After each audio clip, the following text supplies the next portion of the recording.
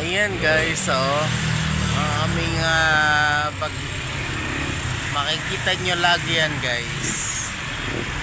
Ito ang aming bahay sa tabing kalsada. Ayan.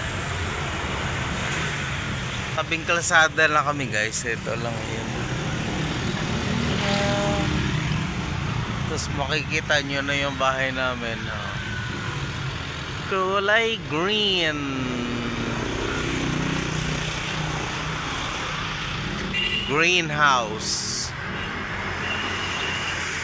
Ayan, dyan yung makikita guys. Sa may mga gusto dyan, mga gusto magpadala, charot.